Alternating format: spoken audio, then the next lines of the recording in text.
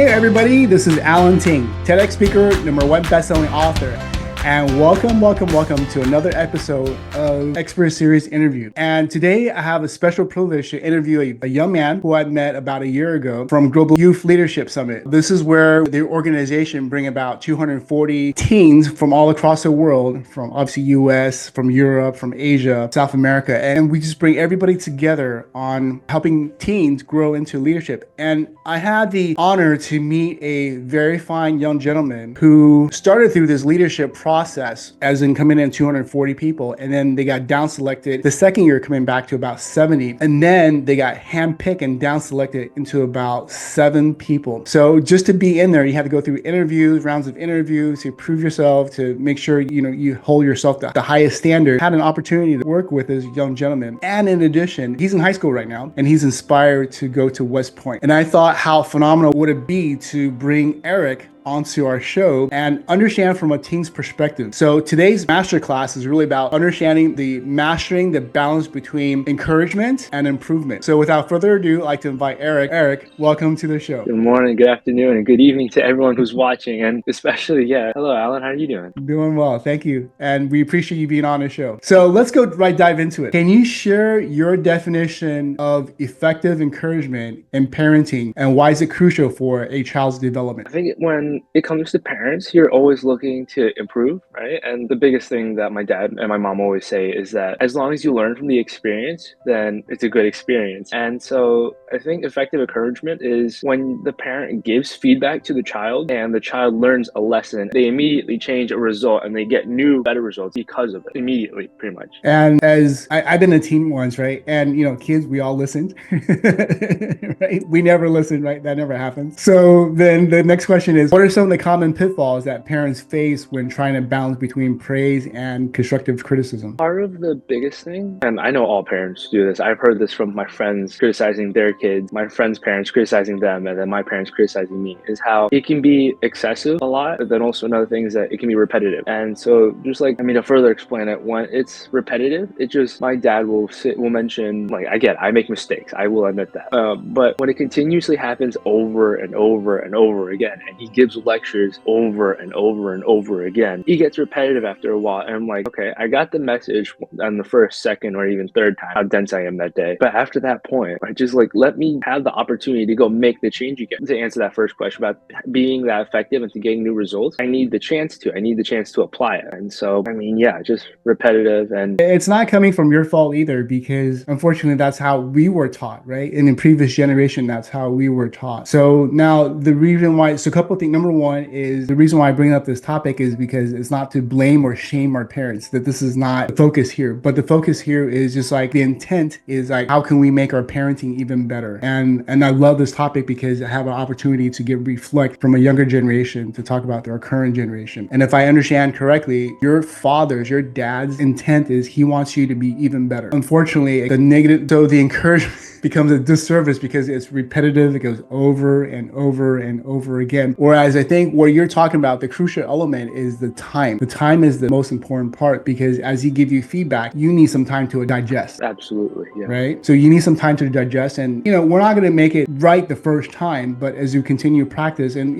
here at Remarkable Parenting Academy, we talk a lot about growth mindset. And what growth mindset is, you're not going to get perfect the first time. Mastery is not the first time. It's through repetitive process, continue honing your skill. I think this is where you're talking about. And then having parents giving an opportunity for you to reflect and for you to continue to move, but giving that space and time. So actually, I think really dovetails the next question. So what strategies do you recommend for delivering constructive criticism, so without damaging a child's self-esteem, especially when it comes to high pressure situation? Because that never happens, right? I think the biggest thing, and to avoiding the problem that we identified earlier, how it can be repetitive over and over again without that opportunity to get the results and to show the difference and the growth, is what you said earlier about the timing. And so to give a little feedback, the reason reason why I got this scar on my forehead is because I was at a wrestling tournament. It's a 2-day wrestling tournament here up in North Florida. And so my dad was my assistant coach, right? I had my head coach, Coach Lucas. Shout out to Coach Lucas. And then I have my dad. My dad was a Division I wrestler, so I took for what he said. And he did an amazing job parenting there. That's like the number one experience I can think of him parenting and coaching and giving feedback in a way that was effective. And I ended up placing fourth in that entire tournament out of, I don't know, like 16 kids. So, but the strategy that he used, whether he did this accidentally or on purpose, that he criticized me when I needed to and he praised when he needed to, and how I'd win my match and I celebrated and we'd celebrate. And then he gave like those minor 1 to 2 positions, like put your hand over here, put your hips over here. Or when you go to finish for the pin, you run your head to the left or to the right. And so those little distinctions, but the majority of the time he's praising me. And then in the one match that I did lose that got me down to 3rd place, he still like applauded me saying, hey, good job. This kid did place 5th at state in Georgia. But then he also gave me feedback and how he said, okay, instead of like trying to tear me a new ass saying that I should have done this or I should have done that, he goes, you had the double underhooks. All you had to do was run forward. Or you had the under over. All you had to do is drop your hips and throw them. And so when he gave me that strategy of giving feedback, the strategy was that he gave it in a way that it wasn't belittling me at all and how it was actually improving based off of where I was rather than trying to like pull me back down and try to give me some lesson to move forward. It was where I was at and how I can go further. Parents, I hope you guys are hearing this because,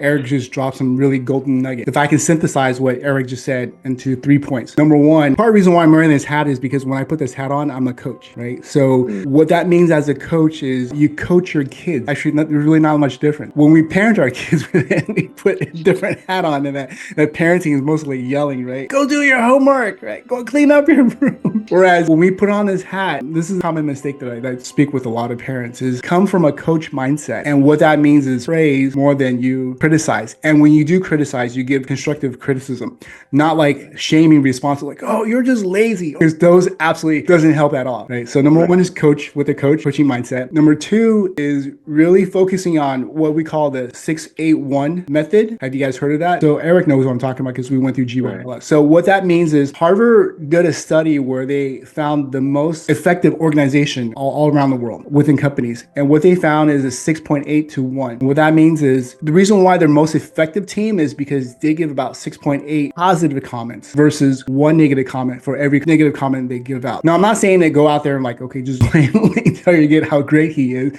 Because, like we know a sincere compliment versus a fake one, right? Yeah. But that really inspires us to really help us focus on the positive. Because in module 1, we talked about, in Remarkable Parenting Academy, we talked about success builds on top of success. Success does not build on top of failure. And what that really means is when we focus on, so going back to your wrestling match, right? So had your coach had you focus on all the negatives, Eric, this is what you're doing wrong. This is you should be choking him. You should put your hands here and like, 6, the reverse, right? 6.8 to 1. Now you have 6.8 negatives to 1 positive. Right. Yeah. What happened is the mindset, correct me if I'm wrong, Eric, you tell me more. The mindset you would have focused on like, oh man, I'm doing this wrong. I'm doing this wrong. I'm doing this wrong. Would you think you would have got 4th place? Easily. Yeah. Because a lot of it was too, the big thing that was with it was that it was like the child's mindset and like how their emotions felt after the feedback and how with the way how my dad coached was that it was inspiring, that it was motivating, going, okay, I'm good enough. This is why I can do better. But with that, what you were saying earlier, how it's like, yeah, it's demeaning, it's belittling, then yeah, I would have easily dropped to 4th or even, who knows, not even ranked. Yeah. And even just talking about that, you can feel the energy level, right?